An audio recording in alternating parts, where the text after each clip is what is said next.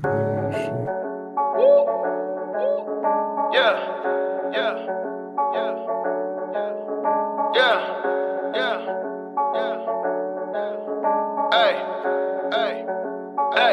my brother, what's happening? Hey, fantasy, this session, we talking touchdowns, receptions, interceptions.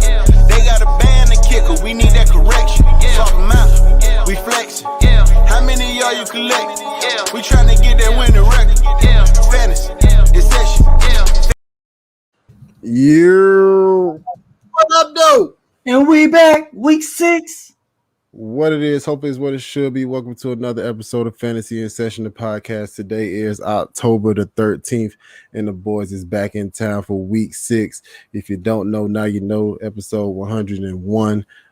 Shout out to everybody that came through for episode 100, fucking longest fuck episode of the longest episode ever in the history of podcasting.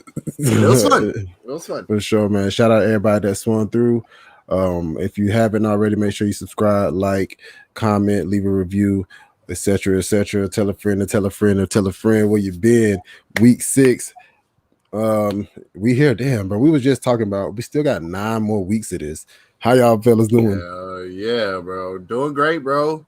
Just coming off of that crazy ass Monday night extravaganza, bro. So many fucking points scored, bro. It was awesome, bro. It seemed like Baltimore was about to get their ass beat, bro, and then they just came out of nowhere, bro, and dominated that second half. Right. And I remember we talked about that in the offseason about how they were adding weapons, even though like Marquise and Mark Andrews were the guys that, you know, were the beneficiaries of the high scoring game.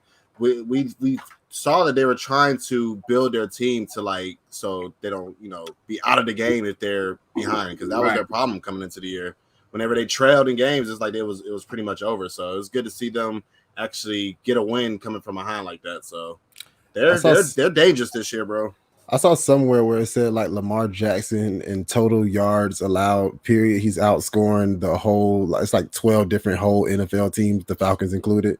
Shit's insane, bro. Stop it, bro. Stop it. He's like dominating. Like, we know Lamar Jackson is like an elite rushing quarterback, but the fact that he's dominating through the air like that, bro, he might shout out to be Mark MVP Andrews, this year, bro. Everybody was hating on Mark Andrews. Shout out to Mark Andrews. Shout out to Hollywood. Shout out to the whole. Shout out to Hollywood. Real, bro. He done hit a whole 360, bro. He done turned it around. He can't even sit here no more. He can't even sit Hollywood. But hell no, you can't sit his ass no more, bro. Shit. What about the running backs? We will talk about that a little later. The other side of the ball, you know what I'm saying? I forgot who they play. Oh, the Colts. Oh, well, I guess we'll talk about them later too. So we'll just get into it. Let's give an 8-second moment of silence out to all the fallen kings and queens out there.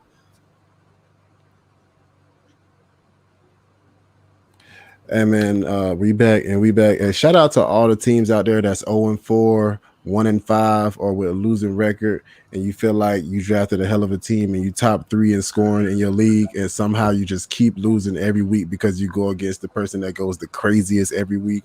Hey man, it's a long season and you still got time.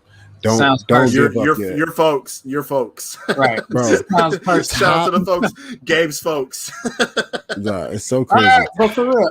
So if you 0-4, or you know, so wait, it's week 5. I'm at least saying 0-4 and 1-5, bro. Right. I had to do the math. So it's either 0-5 or 1-4.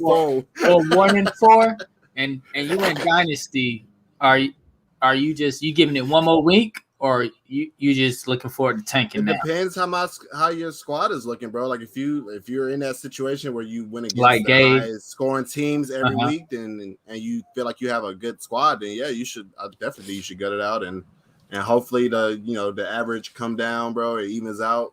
That's what I went through last year. One of our dynasty league. We were talking about it before we got on, but I started like 0-4, and I was like one of the highest scoring teams in the league, but I was going against.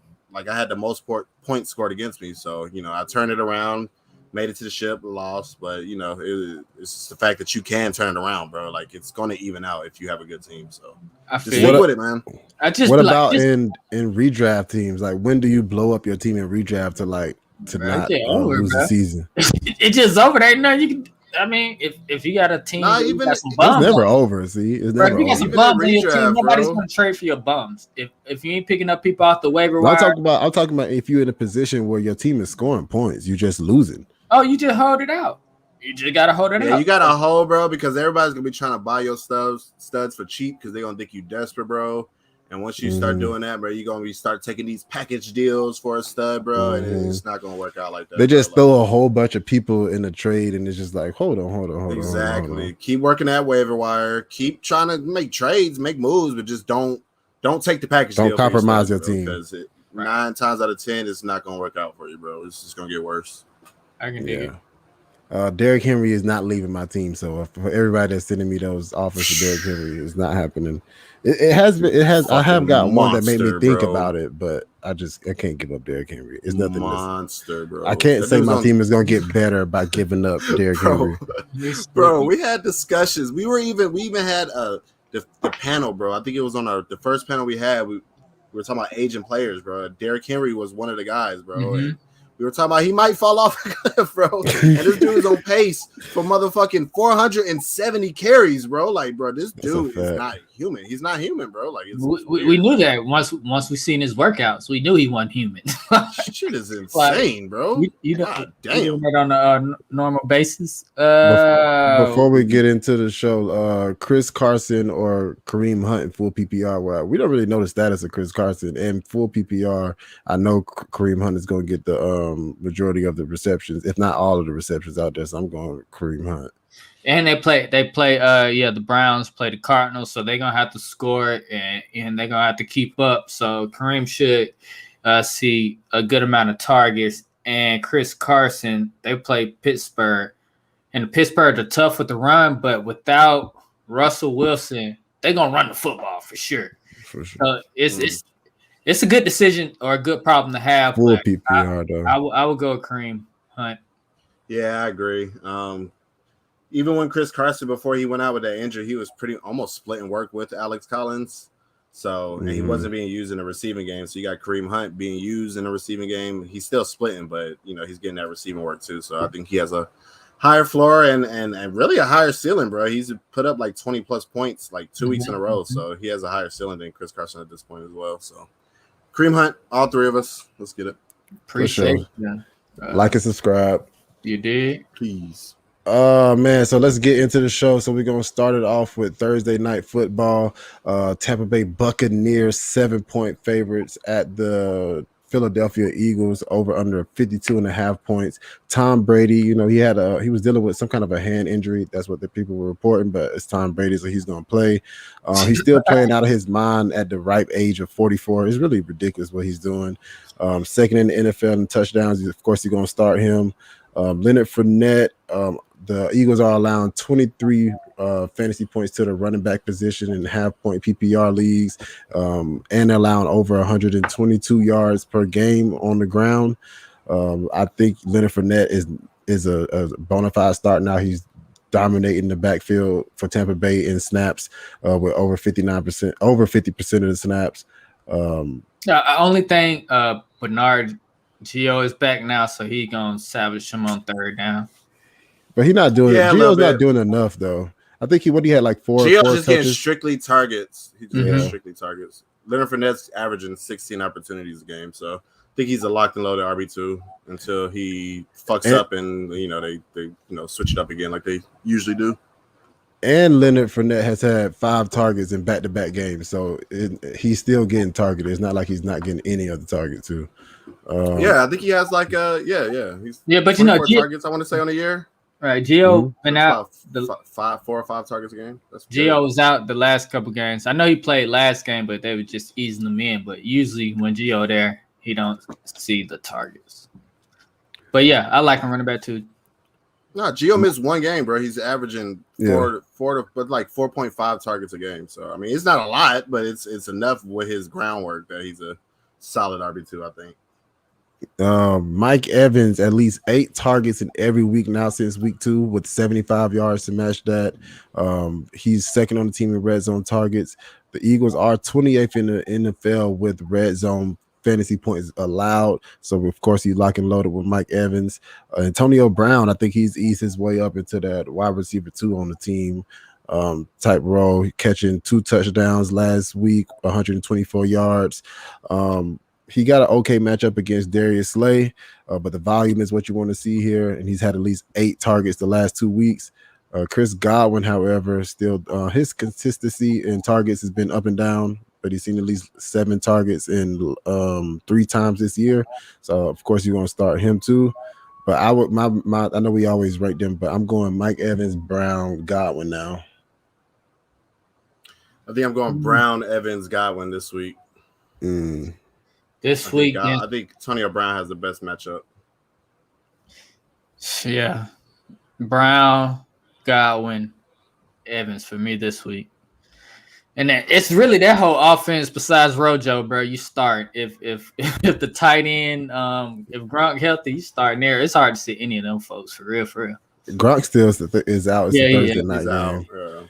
On the other side of the ball, we got Jalen Hurts, the number 7 quarterback on the year. That Konami code is still working for him because he's not throwing the ball a lot, only 198 yards through the air last week. But like I said, 2 rushing touchdowns, so that keeps him startable in most leagues.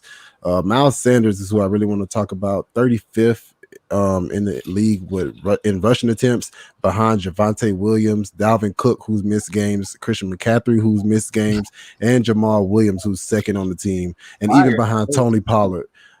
He's getting a volume of basically like a RB3, and to make it worse, Kenneth Gainwell has now out-targeted him, and we know Miles Sanders was one of the premier pass catching running backs out of the backfield, and he's only leading the running backs with 2 carries inside of the red zone. By 2 carries inside of the red zone. Keenan Gainwell is gaining ground on him there too. And we already know Tampa Bay doesn't allow much on the ground as far as running back work goes. So I think Miles Sanders is a candidate for sit of the week for me, man. I could see you leaving him on the bench and like putting somebody else in. You want to, but with the injuries and buys, you probably start him in the flex. But Devin Booker or Miles Sanders? Booker. Yeah, he's gonna get all the volume, and they gonna run the ball. Mike Glennon at quarterback. But yeah. Well, Daniel Jones is on track to play. He only had a concussion, so yeah. Well, looking like he might play still. We still don't know yet, but either or whoever's starting that quarter, I'm still starting Booker. He was like top 3 in expected points last week. He looked good. And he got pretty much every carry, except one when Barkley went out. But as far as the running backs go, man, like I know Sanders is probably a sit, man. Like if you can do it, if not, maybe like a flex play. But Kenneth Gainwell might be a sneaky play this week, bro. Like you mentioned, they're shut down against the run, bro. But he is the pass catching back, bro. He has a healthy target share, bro. And we saw Myles Gaskin last week, bro, who was literally left for dead by everybody, bro. And they went out there and gave him 10 targets, bro. So the film is out on how to attack the Bucs, bro. And you do it by passing to the running back. You don't do it by running them up the middle. So I think Kenneth Gainwell might be a sneaky play, bro. Like if you playing with DFS, like the little Thursday night showdowns, bro, he should be in your lineup, bro. And like DFS. As a flex play in deeper leagues. I don't know about deeper leagues just because he's not getting enough volumes. He only had three touches last week, so it's not like he's on the field, but he's not. Gaskin only had like 3 touches the week before. I'm just saying, if they're competent coaches, bro, he should be more involved in his game plan this week, bro. I don't know what's going to happen, bro. I'm just saying I feel more don't involve the running backs in the game plan period out there. It's really weird. So I wouldn't trust it. In DFS, yes, but like on a season long, I wouldn't risk it on a Thursday. Like lock my running back up on a Thursday. If I'm starting, I mean, deeper leagues, don't force it. Don't force it. But if you're scraping the bottom of the barrel, bro, and for sure, sitting down there, then he should be pretty good this week, I think. I like Sanders to score more points than a game this week. He getting majority of touches. It ain't nothing, but he getting majority of touches. You better hope he's involved in that pass game. Yeah, I'm just. He's still getting involved. No, he's not. He done had 5 the first, 5 this last game. He done had at least 3 in between. Gainwell had like 3 games where he only seen 3 targets and 1 game with 8. So they splitting the touches out, the targets from the backfield. And Miles Sanders is getting more rush attempts. so he'll get more opportunities to score. He's not. When you say more rush attempts, it's not by like a astounding amount. It's only by like 7. Like if you count all season, you know what I'm saying? Counting the games where he had under 10 7 out of what? 7 out of about 30. 7 out of about 35. That's a good number. That means he getting not really. I mean, the rushing.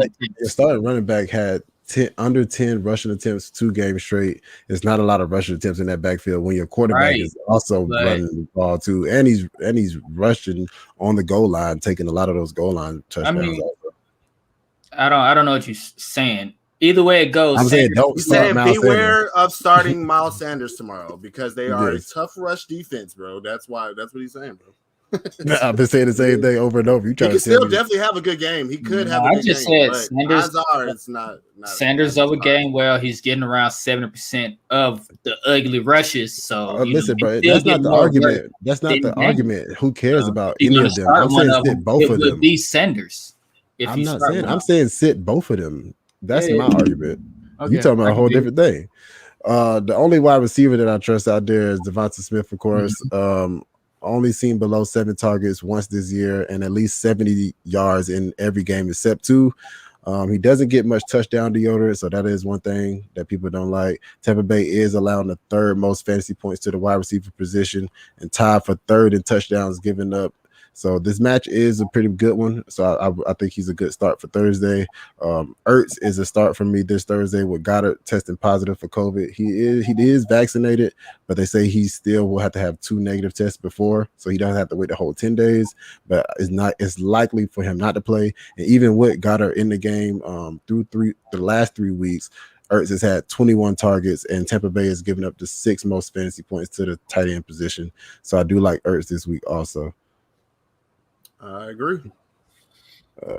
Shout out to your boy John. Should I trade Taylor for Robert Woods? Should I trade Taylor and Robert Woods for Kamara? No. I like Jonathan Taylor. I feel like Jonathan Taylor hitting his stride now. Ooh, he's looking nice out there for real. They are using out Marlon Mack a little bit more than I would like, but Taylor still beats him. I think they using him. Yeah, I just about to say they using Marlon Mack like a commercial, to advertise him. Other teams, that's what they using Marlon Mack like. They using him and they using Nyheim Hines less. I mean, for now, Nyheim Hines has been banged up a little bit though, so that's probably why he hasn't been too involved. Yeah. On to the next game. Appreciate that, bro. If you ain't already subscribed, make sure you subscribe.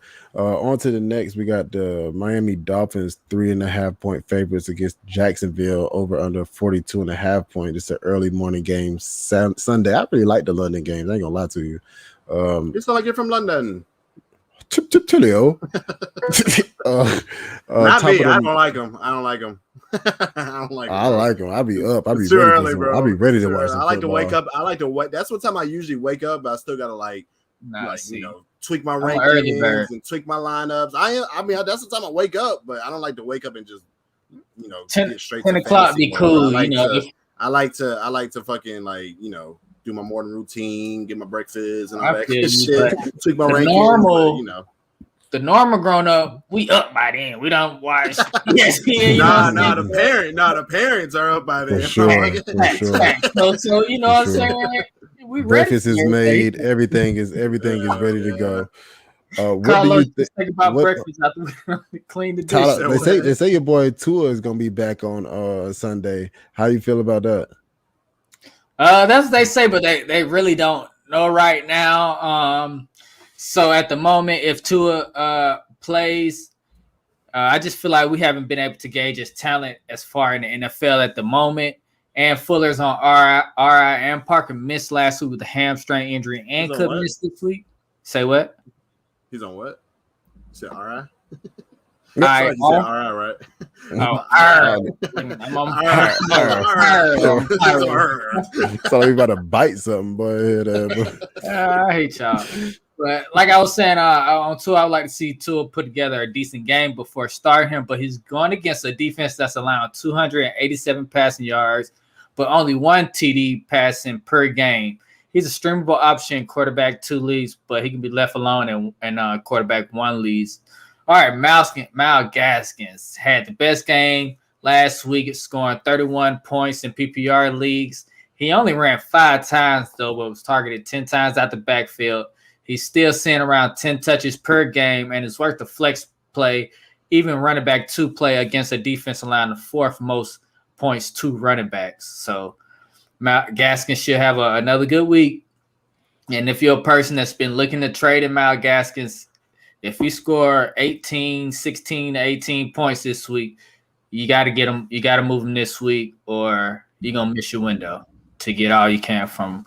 All right, to the wide receivers, Devonta Parker, Jalen Waddle, and Preston Williams. I got Parker's worth the flex play if he plays due to his hamstring. He's seen at least 7 targets in each game, but have yet to go over 100 yards. So that's something to worry about. But with Tua back, that raises everybody's value, especially Waddle, since he's the downfield target and a big threat.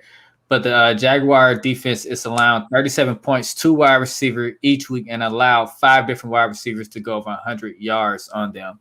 Therefore, Waddle is a flex play if Parker plays, and he's booted up to a wide receiver 3 with wide receiver 2 upside if Parker doesn't play. Preston Williams has seen 5 targets last week with 60 yards and played 74% of the snaps. If Parker is out, Preston Williams is a desperate flex play. And he's just worth monitoring, engaging, because bye weeks are coming up. So Preston Williams is a guy you might want to target that you may have to desperately play during your bye weeks, especially if Parker continue to miss time. Mike Kasich, he has seen at least 6 targets in the last 3 games while gaining at least 40 yards and scoring at least 10 points in PPR league. He has a decent matchup, and he's been more targeted with Jacoby, so I'm kind of worried about if Tua plays, if he's going to target Mike Gesicki. But if with Fuller out and Parker out, he has no choice to target Mike. So I feel safe starting him in this tight end land that's so dry.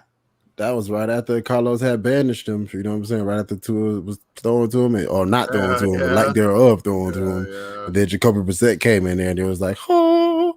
I didn't realize Tua only really played 1 game, like 1.5 game. It's really crazy. Yeah, and to be fair, like so long. That seemed like so far ago. Yeah, and then it does.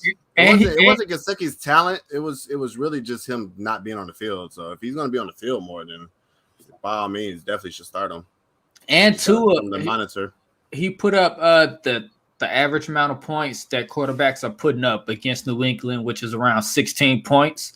And that's the average that they're giving up per game. So he against New England, he showed up and played a decent game according to the stats that the defense is allowing the quarterbacks. But I still want to see what's going on. I don't know early Sunday before I wake up, man. You know what I'm saying? I want to watch it. Yeah, that's how I feel. I don't want to lock my team in on a Thursday night, on a Sunday night, bro. The vid had took me down so much, bro. I lost leagues because I couldn't even set my lineup on Sunday. So I was asleep. So you saying start? You talking about the early game? Yeah, I left Calvin Ridley in like 2 lineups. See, that's what I mean. That's another reason why I don't They say he was out like a day before, though. I took him out. I was sick, bro. I've been sick, bro. Oh yeah, you're right. Well, I gotta be like almost dead sick, bro. That's how it felt, bro. That's how it felt. I would have gave the phone on wifey and be like, check this out for me. Tell me if something weird or something. You see a O next to somebody's name. You see somebody in my starting lineup with 0 points, let me know. Hey, brother, be on their deathbed in the hospital. Wait. Make sure you set my lineup. Bro, I think I'm gonna win this year. Look, man. Bro, that'll be the trap. Go ahead. I'm sorry. Who gonna talk? As far as the Dolphins go, bro, the only guy I think I'm comfortable starting with is Devonta Parker if he plays.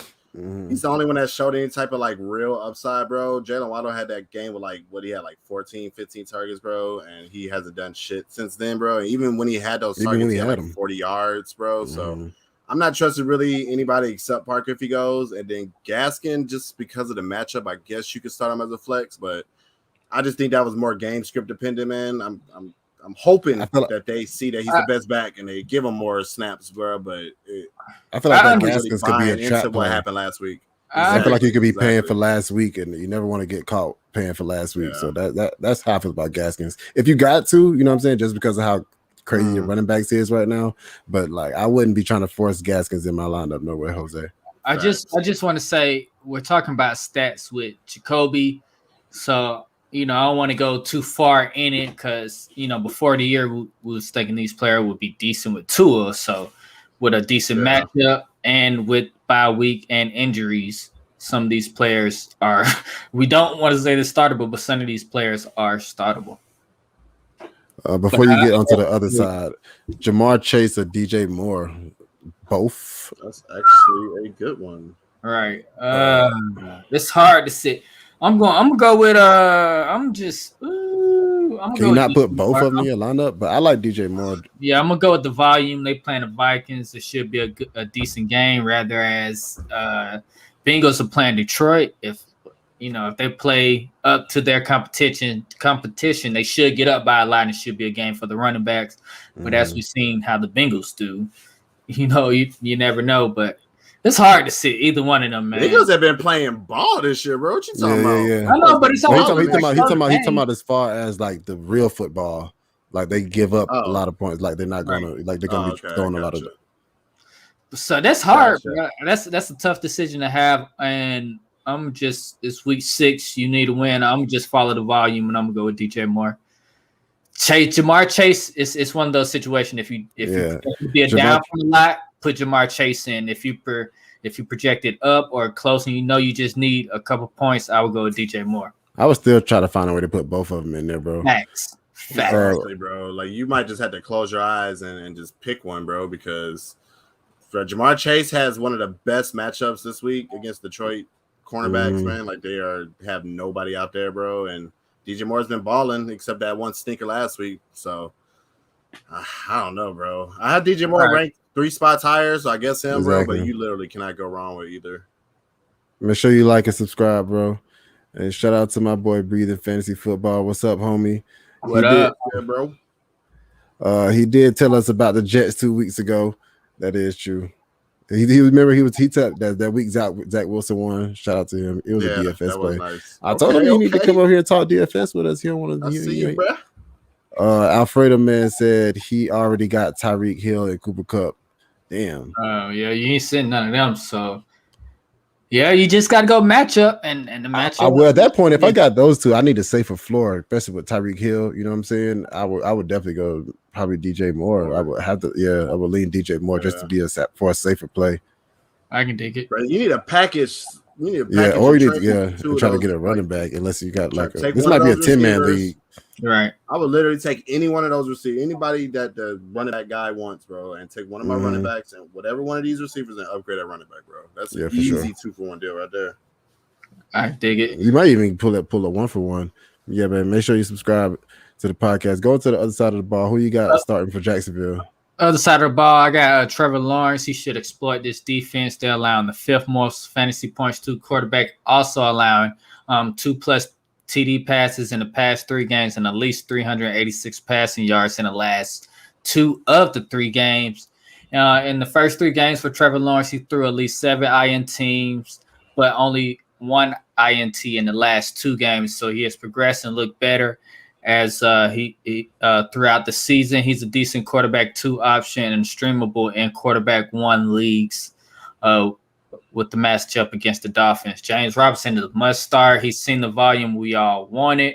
I just want to put in the back of your head, Duke Johnson is in town, so he may eventually be losing passing work to Duke Johnson. Please stop disrespecting that, man. Don't care.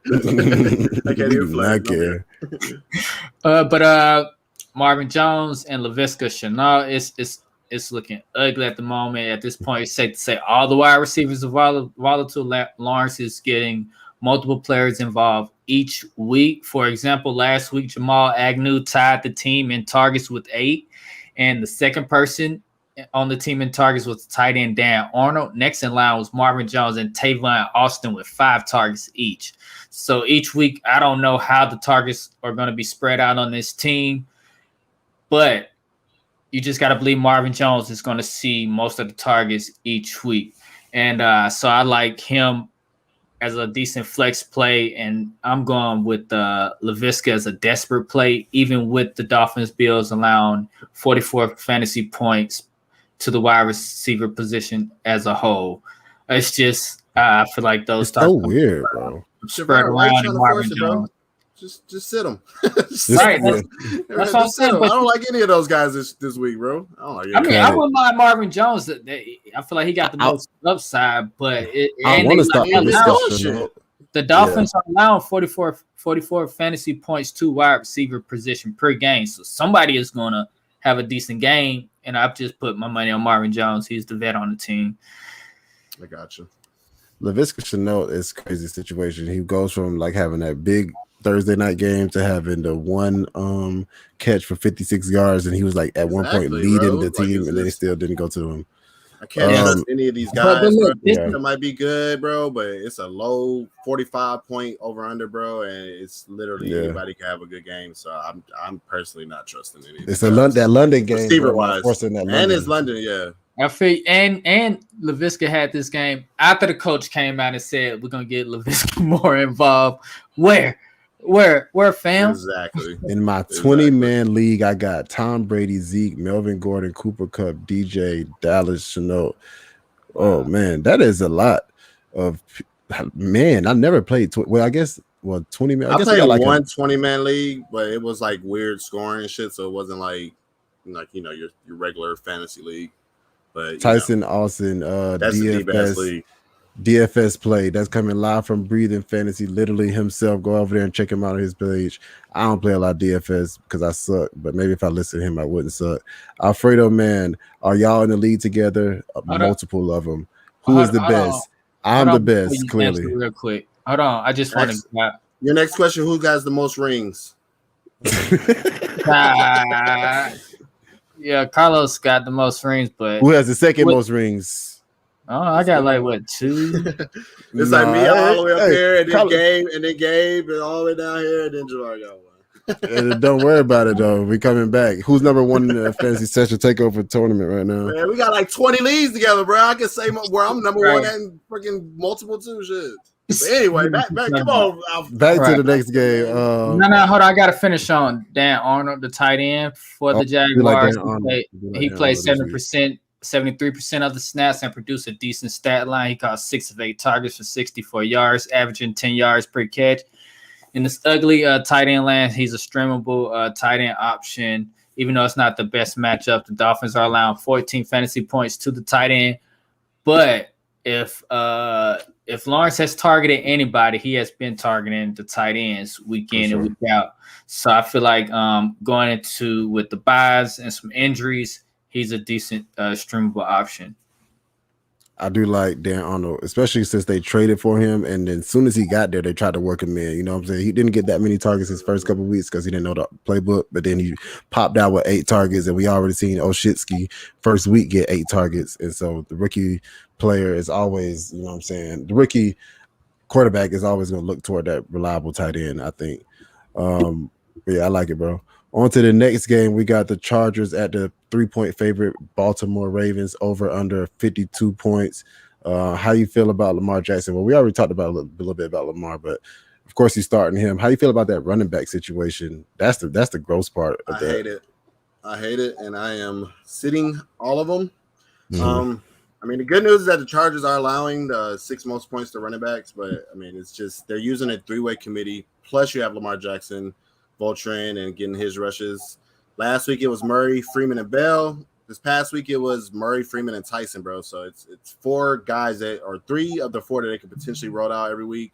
And then, you got Lamar Jackson there, of course. So, I mean, if somebody was getting the goal line carries, maybe, but through 5 games, Murray and Tyson Williams are the only 2 running backs with 1 carry each from the inside the 5. So you literally cannot trust any of these guys. I mean, Murray is the top guy, but like I said, it's too many people out there for me to trust starting any of those Right. guys. It's ugly. Murray, the top guy, he averaging like under 3 yards per carry. Like what are you He's doing? washed, bro. It's crazy. He's What are you washed. doing? Freeman's And then washed. Bell's washed.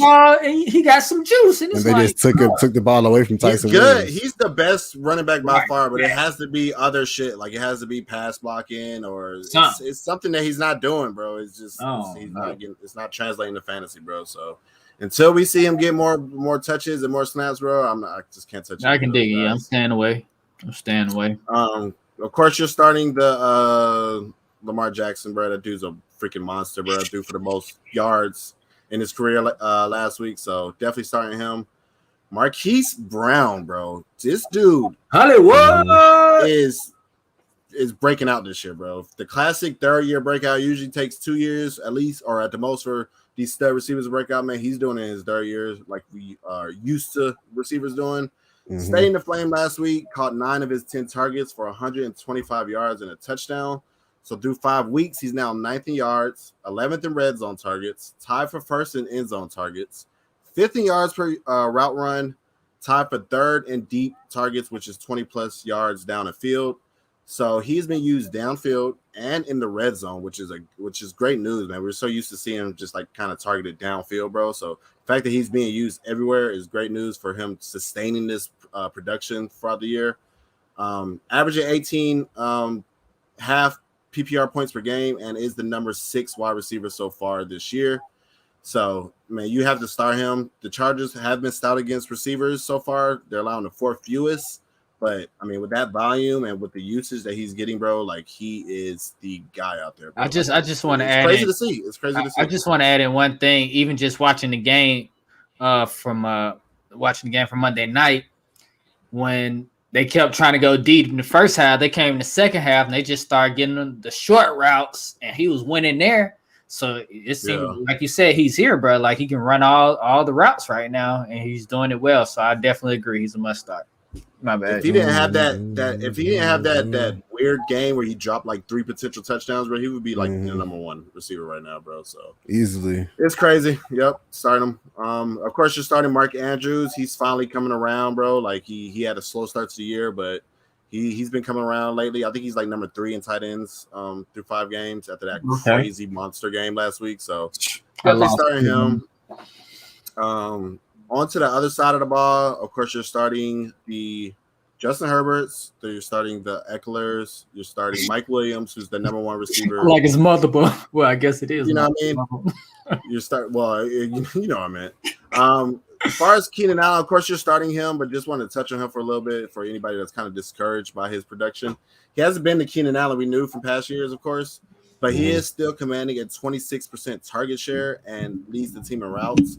And he's also scored double-digit points in all but 1 game, which is great because he only scored 1 touchdown all year. So the fact that he's scoring double-digit points still lets me know he's still good, man. Them touchdowns are going to come. But with that being said, I think we do need to adjust expectation now, bro, because Mike Williams just might be that guy, bro. It might be like that situation with Tampa Bay a couple years ago when Godwin finally broke out and nobody was like ready to, announce that Godwin was the number 1 out there. But because now look, I'm not there yet, man. It's more 1A, 1B right now, bro. But if this continues, bro, then Mike Williams has to be the guy out there. Yeah. Bro. So, Mike Williams just the guy out there. He looking like his favorite target every time, he drop back. It's great to see, bro. So starting both of those guys. Jared Cook, I think he's a start this week. He's ran the 5th most targets among tight ends, 10th among targets. Or 10th among tight ends in targets, tied for 2nd among tight ends in end zone targets, and averaging 7 half PPR points per game. Been up and down, but I mean, you can say that about all tight ends. So I think he's seeing enough of that volume and he has a good shot at a touchdown every week. So add that to the fact that the Ravens are allowing the 4th most points to tight ends. I think he's a pretty good start this year, probably like a top 8 option, I would say, at tight end. And everybody else, I think is pretty narrow. So Keenan Allen, the receivers are starting Keenan Allen and Mike Williams, Jared Cook, Herbert, and Eckler. And that's we'll talk about the Panthers in a minute when we get to the Panthers game.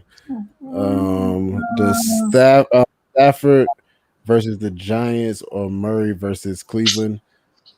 It's Kyler Murray. Yeah, Kyler Murray. It's not as easy because of the defense, but Kyler Murray is matchup proof. Now, I just He feel like, is, bro. But that bum shoulder is we shouldn't take that lightly, bro. You remember last year when he kind of fell off in production, bro? It was because he was playing through an injury, and we've seen the past 2 weeks that Kyler Murray kind of had average games. So I still want to start him, bro. But if he continues to put up these pedestrian games, bro, then we might have to pay more attention to that injury that he has right now. So just something to monitor. But I would go Kyler Murray. yeah, favorite team the Falcons, but this not a Falcons part. Yeah, I don't know if you saw that tattoo or not. Yeah, but I agree with you. Everything you said. About, I just feel like Baltimore. Stafford may get up real quick, and they may not need him any more. Like that's the only thing I'm scared of with Stafford. I feel like he may get 14 points and just chill real quick because they up by so much. So that's why I'm going with Murray here. Just give him one more week, then we'll know what's going on for sure. On to the next game, we got the Minnesota Vikings 1-point favorites at the Carolina Panthers with an over/under 46 points. We got Kirk Cousins now with 2 straight struggling weeks, 27th overall finish and the 21st overall finish. That's a crazy something to say. Straight struggling. Straight struggling. Oh damn, maybe it's just my dialect. Nah, just say straight struggling. You good? Don't say straight. Say straight. Struggling. After a whole bunch of touchdown deodorant, 8 touchdowns through week 1, through the first 3 weeks, he's now came through the last 2 weeks, only 2 touchdowns combined, and he also thrown 2 interceptions. Panthers now have proven to be a solid defense, ranked number 14th in points allowed to the quarterbacks. This is being done allowing the fewest passing yards and the fewest passing completions to quarterbacks. So it's not like that they are out there dominating. The last couple of weeks make him a sit candidate for me. Actually, Kirk Cousins, I know we was talking high about him, but if you have better options, especially in 1 QB leagues, he's a sit candidate for me. The running backs, of course, you're going to start whichever one starts. Dalvin Cook is at practice, so I think he might be a go on Sunday, but if he's not. That's the only reason I think. I mean, if you can't sit Cousins, but quarterbacks 2 leagues, of course, you're going to start him. I think he get a little boost with Cook back. That's when he had his best games with Cook playing, so. Why you just bite your lip Alfred, like that? Alfred, man, you're not cuz. Y'all see that comment? I didn't see the comment. I was reading my notes, bro. Bro, you're not welcome here no more, bro. Bro, all I saw was you biting your lip. I said, well, why are you biting your lip? I just got triggered, bro. Like, goddamn, man. Sheesh. Carlos had a flashback. Oh Every time I see that, damn it. That made me howl, bro. Every time I see that, I take that off the screen, bro. I don't want to about that now. Jefferson and Thielen. If he's a Carolina fan, then we have the same thing we can say about when Cam Newton made it and got his ass smacked in the Super Bowl by Peyton Manning. But anyway, and that's still because he did ask about Carolina. But anyway, Jefferson and Thielen, of course, you're gonna start them too. Osborne again has not shown the consistency since those first 2 weeks where he was getting, I think it was 18 targets in the first 2 weeks. I think he hasn't gotten over 5 in the last 3. So of course you want to see him. I think most of that is due to Tyler Conklin coming and taking over, even though he did come back to earth last week, only getting 3 targets. But I think it was just a down week for Kirk Cousins in general. Carolina is allowing 4 receptions and 42 yards to the tight end position, ranked 13th in the NFL. Coming off of that 6-target, 1-catch performance that they gave up to Zach Ertz last week, he still was targeted 6 times, but Zach Ertz is going to be Zach Ertz and only caught the ball 1 time.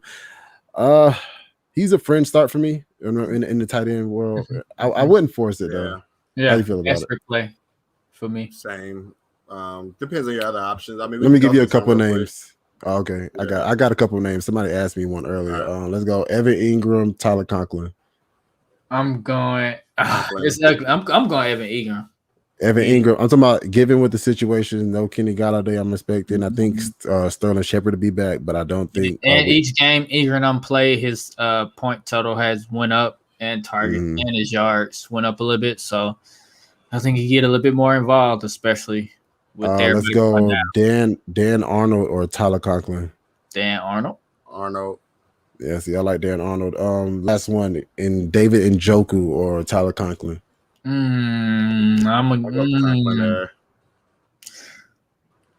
I need to see more out of Njoku. That was one game. I know it was one game, but if I need the upside, if I need crazy upside, I'm going Njoku. But if I just need a 5 points, I'm going. You're gonna need 90 points scored between the two teams to get that upside, though. There was 90 points scored between. I mean, they playing the Cardinals, bro. I feel like some points gonna be scored. Yeah, They playing the Cardinals. What about your boy? What's his name? What I team? forgot about it. What team? You just made me forget about it. Never mind. We'll come back to it. I forgot about it. I don't have a brain for it. Are you gonna I forgot what I was. Real quick though. Yeah. Real quick, you kind of glossed over the fact with Thielen, bro. Like, I wanted to talk about it. Hit for him, bro. Yeah, I wrote that down. 63 and 70. Yeah. I mean, y'all been telling me to like shorten it up, so I've been just on my delivery. That's something to mention, though, bro. Okay, over the last 2 weeks, we've seen what happened when the touchdown regression hit for Adam Thielen under 10 points, week 4 and 5, without scoring a touchdown in back-to-back weeks. Last week, he even saw his season low of 3 targets. Justin Jefferson on the whole other end of that spectrum, at least 7 targets, 65 yards in each game. I like you said, of course, Jefferson. Thielen, though, let's try one more week and let's see what happens, because it's not like he doesn't score touchdowns. The Panthers are giving up at least 1 touchdown to the wide receivers a game, so that touchdown could go to Thielen, but at that point, that's all you're hoping for with Thielen. So like you said, wide receiver 3 with me. Yeah, I mean, if you've been playing close attention, that's all you're really hoping for Thielen. He only went over 50 yards out of 2 games this year, and it was one of the games was right at 50. So you know what I'm saying? Dude's like a glorified tight end at this point in his career. Right.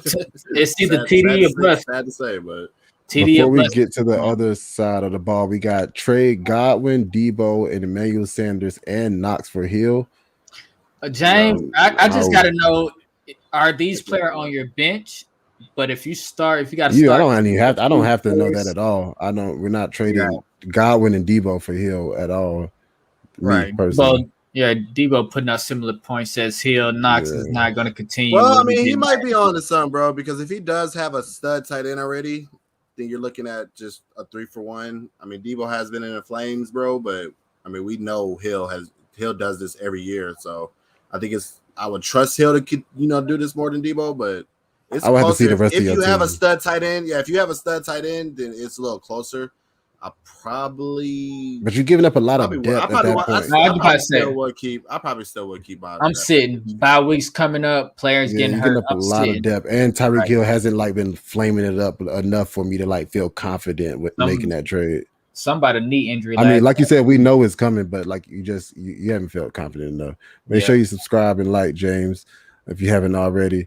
Do y'all think the Falcons will draft a quarterback in the first round? Hopefully not, because all of the quarterbacks coming out this year is ass cheeks. Not this year, next year. Yeah, next year for sure. The Life of Philly said, should I pick up Khalil Herbert and drop Darrell Henderson Jr.? No. Darrell Henderson like a running back 2 right now. I mean, Herbert did get 18 touches. He led the backfield last week in percentage snaps, but I do think you should pick him up, but just don't drop Darrell Henderson for him. Like you could drop somebody else. Darrell Henderson split time also, but he getting more of 60 to 70% of the work, and it's in a better offense that scores a lot of points each week. So you definitely don't want to do that swap. Make sure you like and subscribe if you haven't already.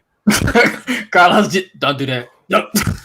What's y'all fantasy team names, man? We get in so many leagues. I'm in like 10 plus, 12 plus. So I don't even get creative no more, really. Right. I don't even think I made the There's a whole bunch of team Loso no ones. Just whatever my username was. The only team I actually named was when Gabe tried me in one league and he said Javar start trash or something. So I said something like Gabe team is some trash. That's the only time I changed my team name. I don't really get too crazy with it no more. Yeah. On the other side of the ball, we got Sam Darnold, the almost Konami code. Sam Darnold's robbing Chuba Hubbard over the last couple of weeks of all those goal line touchdowns. He's currently leading the quarterbacks in rushing touchdowns. But he's back to but he's second in interceptions, and Sam Darnold this week. Sam Darnold had 4 interceptions in the last 2 weeks. But that's being covered up with the two rushing touchdowns, like I mentioned, or 5 interceptions in the last 2 weeks. But that's being covered up by those rushing touchdowns that, you know what I'm saying, put a lot of the deodorant on that stink. The Vikings are giving up the 10th fewest fantasy points to the quarterback position, only one 300-yard passing game this year. I think Sam Darnold is also a fringe start, but if CMC comes back, you know what I'm saying, that should give him a healthy boost. A good start. But that just depends on if CMC comes back. You know what I'm saying? He is practicing. They're saying he's probably a game time decision. So just hold your horses for that. You never know what's going to happen. Of course, if CMC don't play, I feel like Herbert is doing enough to make him a consistent lock-in start. The Vikings are allowing the 12th most fantasy points to the running back position. On the opposite end of that, they are the wide receivers. We got DJ Moore, who we talked about a little bit earlier. Saw his lowest output last week. Only 42 yards off of 7 targets. Only 2 games this year has he had under double-digit targets. So I think we still just locking DJ Moore up out there. He has a safe floor, and he has winnable matchup this week. Robbie Anderson, after all the shit we talked, now with 18 targets over the last 2 weeks. He ain't do nothing, though. He ain't do nothing. But the volume is what we're talking about. After only 11 targets the first 3 weeks, he's still yet to cash in, like Jafar mentioned, only 76 yards and no touchdowns. But the snap percentage has increased and the targets has increased. He's only being targeted on 16% of his routes. But you know what I'm saying, with CMC coming back, hopefully the offense opens up a little bit more. And Terrence Mitchell, however, has not just become what we thought he was going to become. No, it's Marshall. Right, he was right. Is it Marshall? Damn, I wrote it down wrong. Then shit. 6 targets. I knew it was right. See, my psychologist, bro. 6 targets, only 3 catches, 16 yards. With CMC coming back, I see his role diminishing. So you know what I'm saying, just be on the lookout for Robbie. If people drop Robbie in your leagues, make sure you go try to scoop him up. 18 targets should not be on your bench in 2 weeks. You know what I mean? You know, like the progression. It's CMC coming back. Exactly. I don't think it's a coincidence that he got that uptick. It's you know, right when CMC left. So you know what I mean, and so if CMC plays, then I wouldn't start him, but I think you can roll him out there as like a wide receiver 3/flex if CMC doesn't play again. So I think that's definitely correlated with that uptick in target. Tommy Tremble, the tight end out there, I think he's a dynasty stash. If you haven't got him out there, he scored a touchdown last week. I think he scored a touchdown the week before that also. But yeah, that's all I got from that side of the ball. All right. We got a question. So I was offered this trade: Hunt, Adams, and AB for Cooks, Higgins, and Dalvin's backup in the full PPR league. My other wide receivers are DK and Cooks, and I already have Mahomes and Kelsey. My running backs are Hunt and Jamal Williams. So back to the original trade, we're going to trade Hunt, Adams, and AB. I don't like that already. For Higgins and Dalvin Cook's backup. Why would I don't see a reason for that. His Cook, Higgins. I never trade Adams. Adam would never. Nah. This is like the best player in this league. Like, I don't see what you. Yeah, I don't see what you. I mean, he's doing it because his running backs are Hunt and Jamal Williams, so he will get an upgrade at running back, but a major downgrade at wide receiver in full PPR. Adams had a 40% target share last week, my guy. Like 40, for sure. Bro. Nah, I can't do it. I would like to get like maybe like another RB2 or some shit, like so I don't have to like do a big blockbuster trade like that. I can't trade. But even in PPR leagues, you know, Kareem Hunt is not the worst running back to have. I would try to maybe upgrade Jamal. Yeah, Jamal Williams, but you know, even I would see what I can get for Cooks. You know what I'm saying? I would try to maybe work a deal around Cooks, or maybe even DK with Gino. With Gino now taking over, Russell Wilson. I would even try to work something with DK.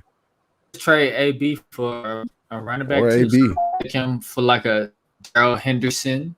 You know, you probably get a That's really what you got to do, bro. Your strong point is receivers, bro. So only trade one of your receivers. So go out there and look at your league and see who's weak at receiver, bro, and then try to target that team in the trade, bro. The most successful trades are the ones that like it works for both sides. So that's what I do. So hit us up on Twitter if you need some more advice on your trade after you talk to somebody, and we got you, my boy. Subscribe and like. Appreciate you. The Life of Philly came back. Start Justin Herbert or Dak Prescott. I'm going with. I'm gonna just go with I'm Herbert. Going with Herbert. He is going bazonkers right now, bro. Right. I mean, I don't think he's going wrong in either way.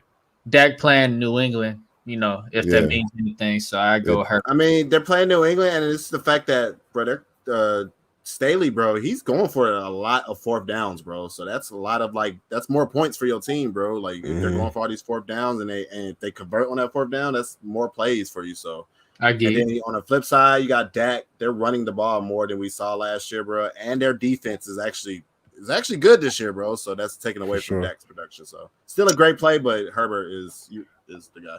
Alpha Man says, are the Chiefs still a great team or they just good? They look just good because they got the same record as them Dirty Birds. So if they are a great team, the Falcons are a great team. No, fuck that. I feel like they're great. I feel like they're a great team. Teams just learn how to play them, so they're gonna have to change up they play calling and their style play a little differently and how they attack the game plan. And I think things will work out. They just got to switch some things up. It's their defense, bro. They're getting in too many shootouts, bro. Like shootouts are good, here and there, bro. But every game being a shootout, bro, it's just not gonna work out over a long period of time. So that defense doesn't step up, bro. Then they're for sure. More of a above, like a little better than good, but not great as we've seen in the past. This podcast deserves more viewers. That's a fact. And if you don't want to view us, you can listen to us wherever you listen to your podcast at. You know what I'm saying? We usually put the episode out about an hour after that. So it'll be out in the morning if you want to listen to this on your car ride home. And this is part 1. Part 2 come out Friday. So if you don't hear your game on this episode that you're looking for, go to the next game or just visit us at FFinsession.com. It's over there somewhere.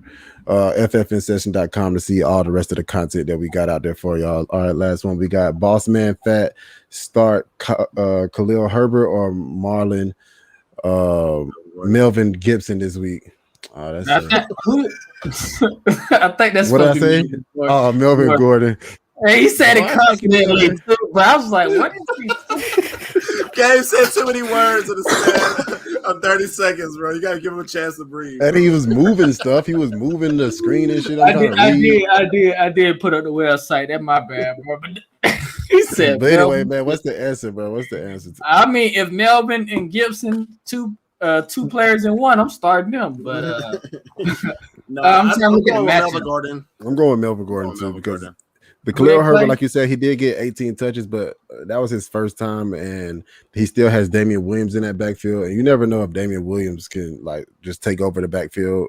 So I wouldn't feel confident enough and I know Melvin Gordon is going to be out there enough to where he won't hurt me, and hopefully he scores a touchdown. So that's me. I'm going Khalil Herbert. I think they're going to want to run the ball. They have yet to let Justin Fields loose, and all they did was run each week. He's there. Bro had 18 touches last week, while Damien Williams had 16 touches. Volume is key right here, and for them, they're going to want to run the football. Consistent volume is key. I mean, it's only the first game without Montgomery, and they've split. It could be a trap game. It could be a trap game, just like that. Like we were talking about Myles Gaskins, but. Boss Man Fat, if you do start Khalil Herbert, come back next week and come talk to Javar.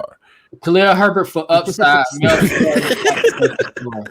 where I'm at with it. Khalil got more upside. Melvin Gordon got the safest floor. Do we play any fantasy basketball or baseball? No, that's too much each week. Got time.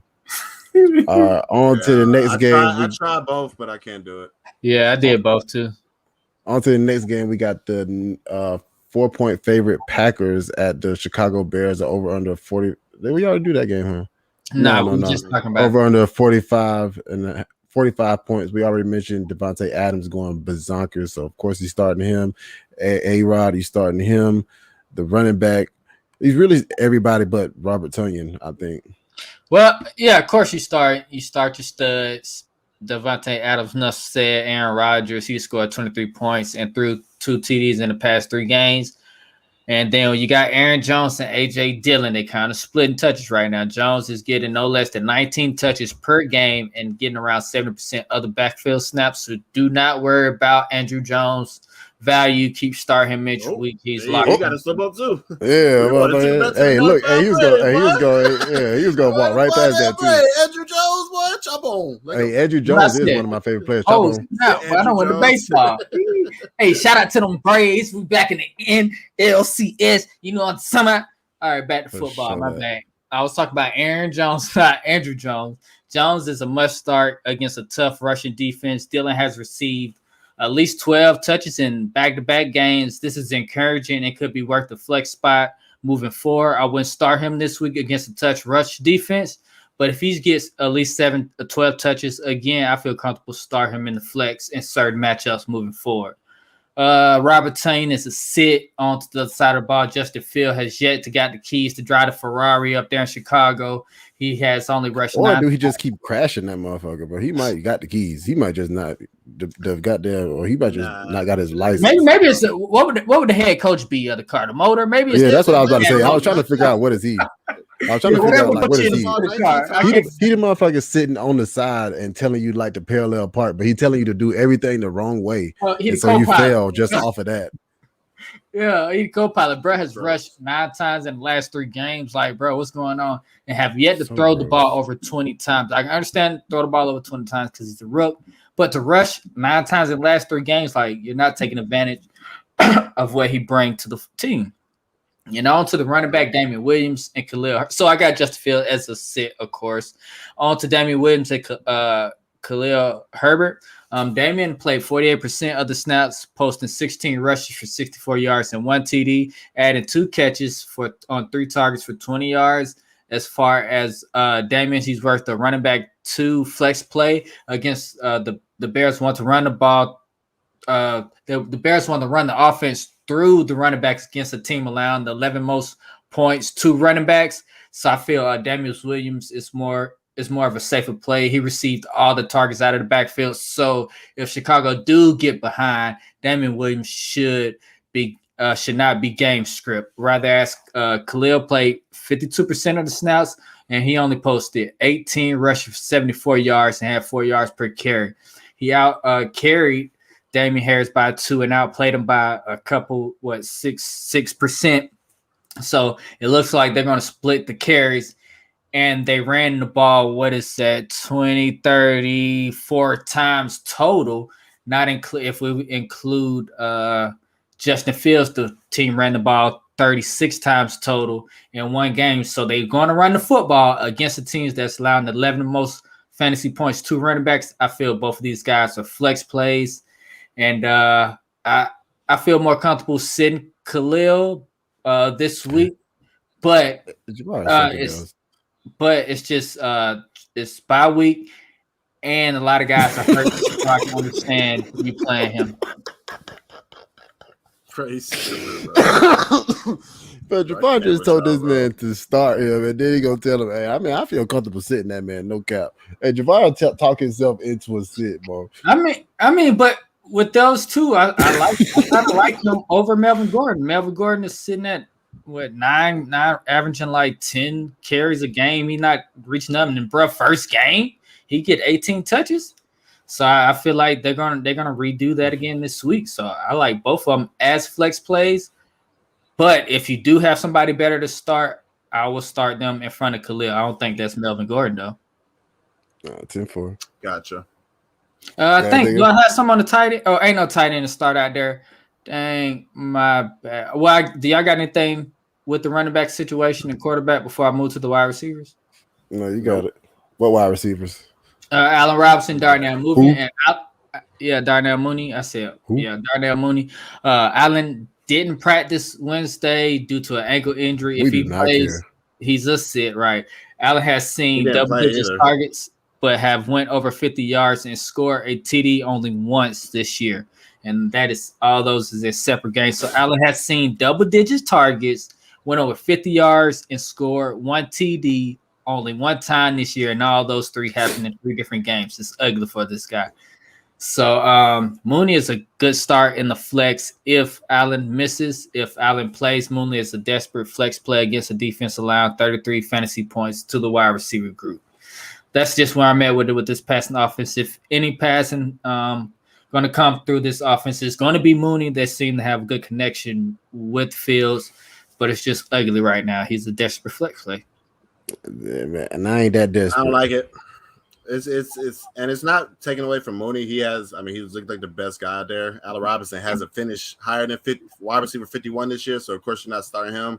But man, it's hard to trust any receiver when the quarterback's only hasn't thrown it over 20 times since he's took over, bro. So that pie, even if he's the leading target getter, bro, the pie is so small, bro, that it's just gonna be super volatile for him, bro. So I mean, like desperation flex, okay, maybe, but I'm not confident in it at all.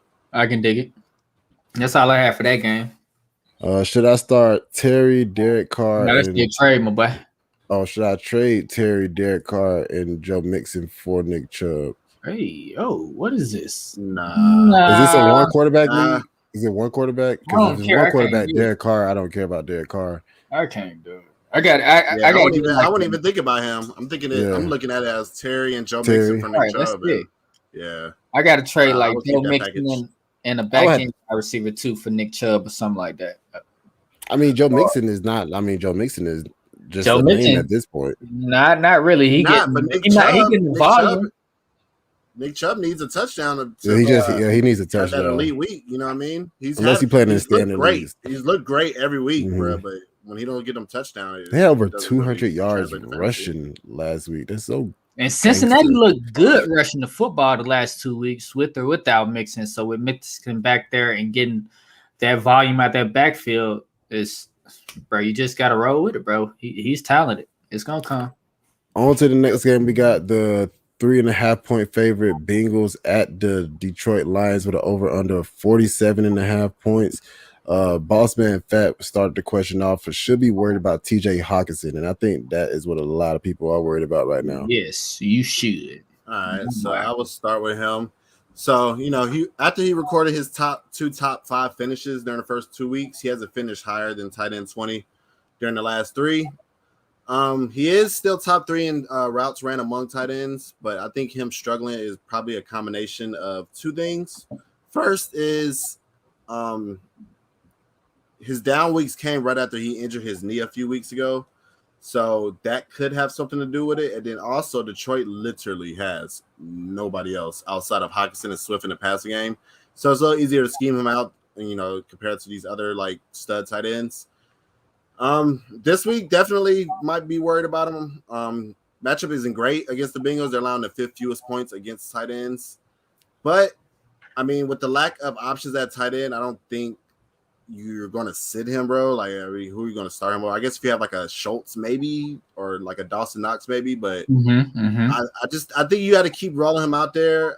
But you just got to adjust your expectations after those 2 weeks. It sucks, man, because it looked like we found one in TJ Hawkinson, but we got him. Yeah, it's just easier to scheme him out, bro. So and then another thing is that his he was probably blocking a little bit more. I know he ran a lot of routes, but he probably was blocking more than he was in his first 2 weeks because they were missing 2 of their best offensive linemen.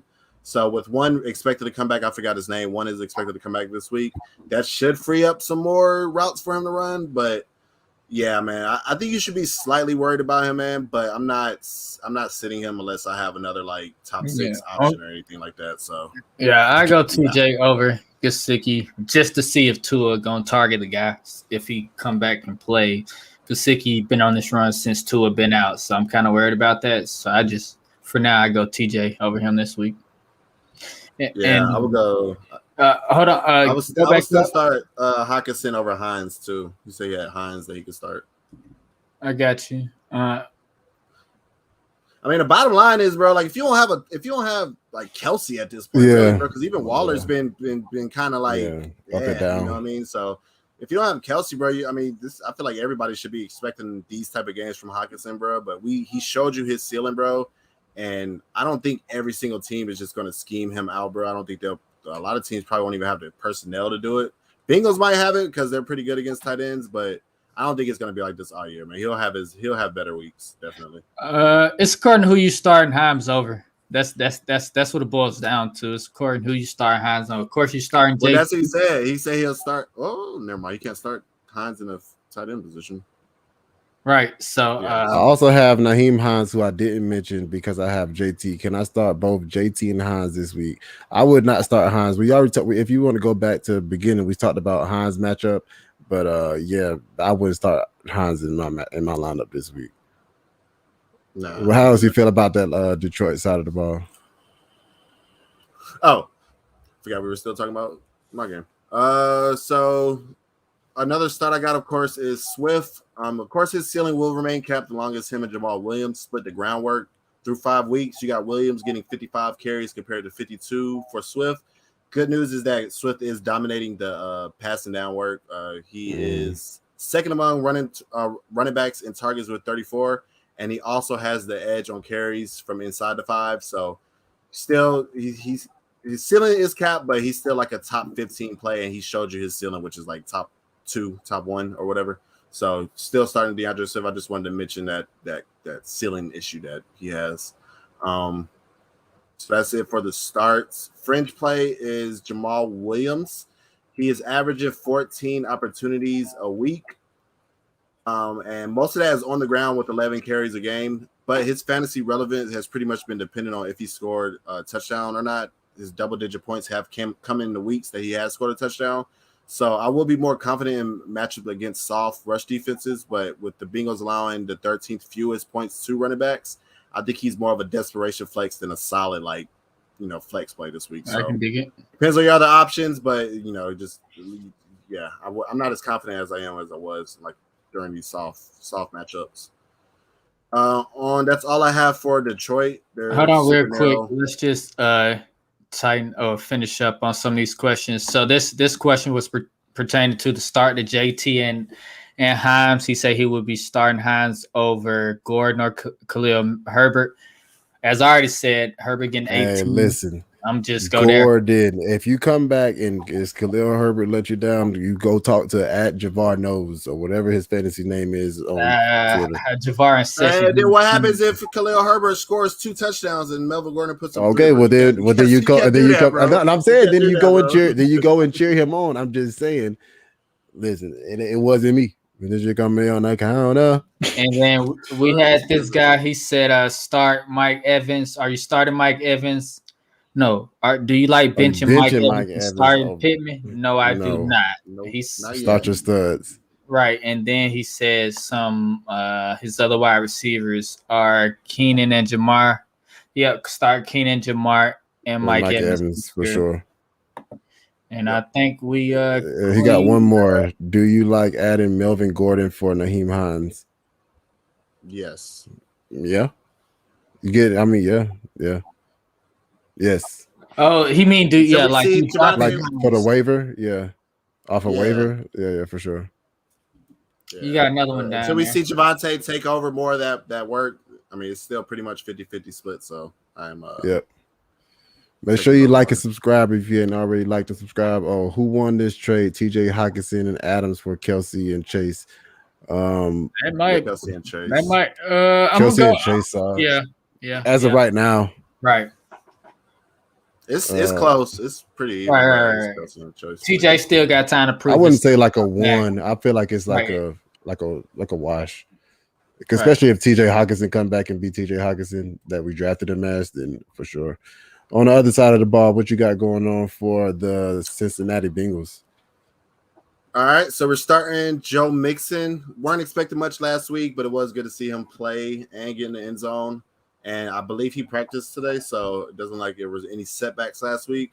Mm-hmm. And then also he's playing the Lions, so he's a smash play this week. They're allowing the most points to opposing running backs, so definitely start him. Only red flag for him is he has only combined for 6 targets in his last 4 games after seeing 4 in week 1.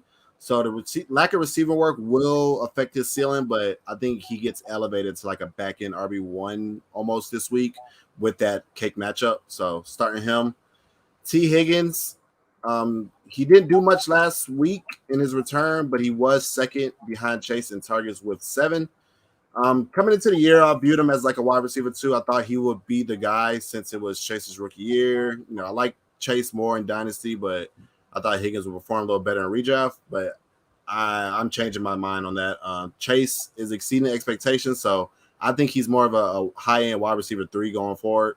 I do think he's a must start this week though, because he's going against Detroit, and he'll see a mixture of Parker, Jacobs, and I'm not going to try to pronounce this last guy's name, but they all have a PFF grade of 53 or below. So no matter where he lines up, which he does, they move him around the formation, he'll have a cake matchup no matter who he's going against. Fringe, so maybe like in super flex leagues, you could start Joe Burrow. He had a season high in pass attempts during the last 2 weeks, which was the 9th most during that span. Bad news is he's still not rushing much, and he's still not throwing the ball into the end zone. 26 in end zone throws. Highest finish this year was QB 11, and he's averaging 18 points per game, which is QB 18. So he's like the perfect QB2 you can start in Superflex leagues, but in 1 QB leagues, I'm looking for other options still because he just doesn't have the ceiling that maybe like a Daniel Jones has. So that's how I feel about Joe Burrow this week. Tyler Boyd, man, he is also a fringe play this week. Went right back in line, went right back in third in targets with the return of Higgins. Came away with 4 catches on 5 targets for 24 yards, which is pretty gross. And we know he doesn't score touchdowns like that, so his ceiling is really not there, especially with Higgins back. So even though the matchup is great, I think he's more of like a boring flex play this week. I don't like it either. That's it. Not chasing the points for Uzama, so. No. I would need to see 2 points of Uzama for me to use a BN. BB04, make sure you like and subscribe, bro. Ready to hear how dumb I am. Nobody's dumb. I am in a full PPR. I traded Cooper for Cordell Patterson. My wide receivers are Tyreek Hill, Deontay Johnson, Corey Davis, Kadarius, and my running backs are Najee, Michael Carter, Javonte, and Damian Harris. Had regrets. I would have had regrets too. Cooper, depending on, it don't even matter if you're talking Cup or Amari. I would not have traded him for Cordell Patterson. Amari Cooper definitely a little better. Hopefully it makes it sounds better. But I think you do get that upside of being able to play a wide receiver and a running back in the same position. And I think it's safe to say that Cordell Patterson is here for the year. I know a lot of people were talking about, he has to score a touchdown, but we saw him not score a touchdown last week and still put up fantasy relevant numbers. 60% of the snaps last week. So yeah. If he does that, then every week play, Bro, just tap in, like and subscribe, follow us on Twitter, Fantasy in Session on Twitter, and hit us up, bro, so you don't before any more trades. Before any more trades, make sure you come ask us. If it was Amari Cooper, I can understand why he did it. Yeah, I can see. Because behind Najee Harris, you really don't have no. You don't have no more running back. That's what I'm saying. Patterson is automatically on slide in as his RB2, bro. So you think you could have got? Do you think you could get more? You probably could have got more, but it wasn't bad. Yeah, because if it's Amari Cooper, now if it was Cooper Kupp, then no way. You definitely gain more flexibility with that trade, though, for sure. Yeah, I like it if it was Amari Cooper. I don't love it though. Who is the best running back core in my league? I have Derrick Henry and David Montgomery. My friend has Najee Harris and CMC. My other friend has Zeke and Zeke and Eckler is who I like. That's a lot of names. Right. Zeke and Eckler. Dang, that's I like Najee and CMC. I was just about to say Najee getting 19 targets and CMC getting 19 targets in one game. So they got. I was basically going off the health though. Yeah, for sure. Zeke will have to. Yeah, health wise, definitely. Health wise. But I mean, David Montgomery, he's out for the next. That's still a decent mix though. If Montgomery plans with Henry, that's still a decent mix to be up there. But he definitely third after those two. The guy with the number says Zeke and Eckler too. B-Dub said pick one: Javonte, Gaskins, or Darrell Williams. We didn't. I think we'd get to the Chiefs next game, so we don't. Next episode, so we'll talk about Darrell Williams. Who the Chiefs play? But I would pick Darrell Williams. Yeah, I think I'll pick Darrell Williams too. I feel like he's the safest because he's going to see the volume. Yeah, and they play Washington, so it's going to be a little. difficult, but yeah, I feel safer with Williams for sure. That's what I think too. Najee and CMC is the best. Yes, if CMC is playing for sure, anything with CMC on it, I want that. BBO4, he says, yeah, I was panicking because I had no running back too. I was panicking on Cooper because he had been a bust the last couple weeks, except for that one. Amari, yeah. He wouldn't have gotten the touchdowns last couple weeks. Yeah, for sure. Okay. I feel you. I ended up trading Amari for like Darrell Henderson or something like that too. So Allen for 6 on Sunday. On Monday, my boy. On Where Monday. do you see an S? I was confused because I didn't know what he was talking about either. I got you. Bills I playing don't on know what Monday? that means. Yeah, I don't know. Keenan Allen, some other Allen. Yeah, Bills play on Monday. Bills play on Monday. We get to that game on the next episode. Tune in Friday, good brother. On to the next game. What we got? This the last game of the episode. Next and last game. It's gonna Houston be easy, at though. Houston is one of the teams. it's one of the trash. Houston at the 9.5 point favorite at Indianapolis Colts over under 42.5. We got my boy Davis Mills. Out of all fucking weeks, I sit Davis Mills bum ass. He goes out there against the Patriots when I've been literally crying and begging for any quarterback to show some like hope of life, some glimmer of life on my fantasy team. And I sit him and his bum ass go out there and throw up 24 points against the fucking Patriots. And I just don't understand. We thought Tyrod Taylor would be back this week. Up over it. But don't beat yourself up over it. No, I want to see somebody who started Davis Mills last week, bro. Like, no, bro. And if you did it, bro, that's the luckiest motherfucker ever, bro. Because it wasn't no good process starting him. So, well, it was my only process. Somebody said you have Mills roster. Dog, I have so many, it's been so bad in that league. Any quarterback that touches my roster goes on the IR. It's really ridiculous. Start with Deshaun Watson. But anyway, back. So don't start Davis Mills. We off that. He's just ass. Brandon Cooks only 5 targets last week. That was expected. We talked about that going against that New England defense. But what to take away from that? But to say, I do think he's going to bounce back. The Colts are giving up the 8th most fantasy points to the wide receiver position and have already allowed 300-yard games to wide receivers this year. So I think he's a lock and load to start. We got Chris Conley and Chris Moore, who I'm pretty sure everybody wants to talk about. Moore only 5 Chris Moore, that is, only 5 targets last week. Most he's had all year, and he scored 2 touchdowns. But like I mentioned, this is his first game playing any snaps at all, pretty much. I think he played 1 snap in week 3 or something like that. And he had the most yards, 109, and he caught most of that on a 67-yard touchdown. So don't believe the hype. If you're looking at the box score, he's not a startable option, especially with Davis Mills still being the quarterback. Neither is Chris Conley. He did have 4 targets, catching 3 of them for 84 yards. He's still stop, bro. Bro, nobody's starting these guys, bro. Move on, bro. But I'm saying people was looking at him.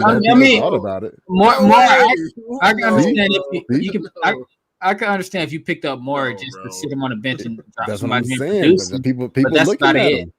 That's about it. On the other side, well, all the rest of them is ass. On the other side of the ball, of course, we talked about JT starting to take over that RB1 role like we wanted.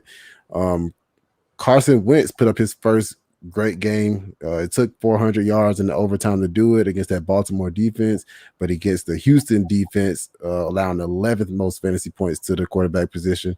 So I do think Carson Wentz is startable out there. He's thrown at least 30 times in every matchup.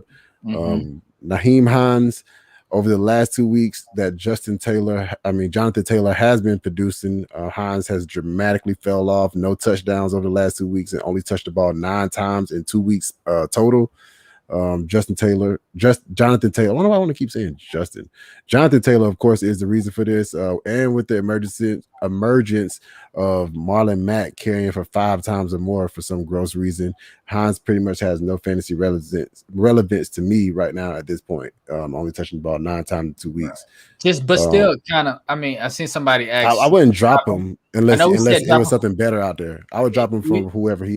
Yeah. He said Melvin Gordon, if you needed a start right now, I would drop him for Melvin Gordon. But Marlon Mack is probably going to get traded, and then Nyheim Hines. I wouldn't drop Hines for anybody Burrow. that's going to also sit on my bench too. Like if I needed a start this week, I would drop him for Nyheim Hines, but I wouldn't drop him for, let's say, like a Mo Alley Cox, who's somebody that I'm waiting on potential for either, because I think Nyheim Hines has as much potential as anybody on the bench. If you need to drop somebody, I would drop him. I got you. Yeah. You got to do the wide receivers. The wide receivers, we got Michael Pittman, now saw at least 7 targets in every game except week 1. He's not a wide receiver 1 on that offense, being targeted on 21% of the routes ran. He's a start every week now. Zach Pascal seeing 5 targets a game, not being targeted enough to be startable to me. He's only seen 5. He has seen 10 red zone targets. That's second on the team, but he's pretty much touchdown dependent at this point. I think Carlos said something like a glorified tight end. That's pretty much where he is at this point. So if you're searching for a touchdown, you can put him in there. Mo Alley Cox, if he is on your waiver wire, should not be on your waiver wire if you're looking for tight end play. 2 touchdowns a week before, 50 yards. He's being targeted a lot in the end zone. He's the 3rd in end zone targets on the team. And we already know Frank Wright likes to target the tight ends. So that's pretty much all I got. Only person I'm starting from that side of the ball is JT, Wentz, and Pittman. Yeah, I can dig it. I wouldn't start Wentz, honestly. I mean, in a 2 QB game, league, 2 bro. QB leagues. Yeah, in the 2 QB league. The matchup, though. I just think it's gonna be a Jonathan Taylor game. It's a 42.5 point over under, and they're almost 10-point favorites. So I don't think they're gonna need them too much. But yeah, in 2 QB leagues you can get away with it. But I can dig it. Before we get out of here, I think this is a decent question, and I'm interested in seeing y'all answer. What's the question? Who's the best fantasy rookie quarterback? None of them. My dog don't even like the question. None of them. Boy, you stupid. I'm still going with Trey Lance, bro. This dude did not give you a good passing game, bro, but he still did not sink you, bro. He rushed for 89 yards, bro, and was literally that close from being a top 12 quarterback, bro, because he almost got in the end zone, bro. Hopefully he starts out of the bye, but yeah, I think it's him. And Lawrence is I think is second, bro, because he's been coming around lately. So what Carlos said, in the last 3 games, Lance has rushed at least 6 times and has scored on those rushes 2 times, and 2 of the last 3 games. So yeah, it's definitely him. But in real life, Mac Jones. Real life, but he said fantasy. But in real life, I like Lawrence. He said fantasy. I know. Oh. Now in real life, I kind of like Mac Jones though. In real life, he in real life, Mac Jones might be that boy. Right. Let's see. One more question before we get out of here. Looks like B-Dubs have Debo and Patterson on bye. Picked up Bateman. Will need to plug him in. Thoughts on how he would do this week? Watkins might be out. Well, hopefully Watkins is out, because if he's not out, then Bateman, I would definitely try to look on the waiver wire for more. Right. I don't trust it. Mark Andrews coming on. Hollywood looking good out there. It ain't much for Bateman. Right. Other people catching passes. It's just the fact that he's missed all year and he's a rookie. Preseason, I want to say. Right. So and he, add that to the fact that he's a rookie. So he more of a dynasty. Yeah, I would look for other options, bro. He should see. If Watkins has a hamstring injury, so I don't think he's going to play this week. So he should be on the field, but I'm worried. I wouldn't trust it. In real life, Justin Fields and Lance. In real life, I ain't seen Lance enough. I seen Lance. I've seen enough of Justin Fields to not like him right now. Right, I don't like Justin Fields right now. Lance, he's smart, but I don't feel like we've seen enough of him to compare him to somebody who has played 4 or 5 games. Even besides just him, Matt Nagy ruining it, I just feel like Justin Fields doesn't make enough decisions quick enough for me. Like, he doesn't go through enough of his progressions. It doesn't look. I looked at it. It doesn't look good out there. I feel like, of course, you know what I'm saying, if he has time with training camp as a starter, of course, with a new offense. I just don't want to go all in on Justin Fields yet, because the Bears defense has been a shithole for a while now. So Justin Fields coming in, we're seeing that it's the head coach and the offense coordinator. Something's going wrong. So I can't just put it all on Justin Fields and his talent right now. It's got to be the play calling or something. For sure. I think that should I trade Tyler Lockett? It depends on for who. But yeah, I would trade him at this point. I would wait. Well, it's gonna be hard because anybody's tradable. I mean, it's gonna be because you're gonna be trading him at his floor right now. We'll wait till he have one of his blow up games, and then try to trade him. For me, yeah, he's a hold. Anybody tradable, man. But if it's your first time listening, man, we appreciate y'all tuning in. Make sure you go listen to the audio version if you want to, or tell your friends to listen to the audio version. Then catch us live. Check us out on TikTok, Twitter, pretty much everywhere where you do social media stuff at. We there. Yeah, man. Next episode Friday, part 2. You did. Appreciate the love, everybody. Appreciate the love. Appreciate the start. Sick questions. Keep them coming. We're gonna keep the heat coming. Hey, yo. Peace. He meant, do we agree that Josh Allen is the MVP? I think I like Justin Herbert. That's the person. Or Lamar Jackson. There's some people that's got something to say about it. So it's some names up there. Kyler Murray was on a run too until he got hurt. So ask us again in week 10. Yeah, I'm going Justin Herbert right now, but it's close. Justin Herbert for me. I'm going recent biases, so I'm going Lamar Jackson. Recent or Regency? All the above. Recent, bro. We out. Fantasy, it's session. Fantasy, it's session.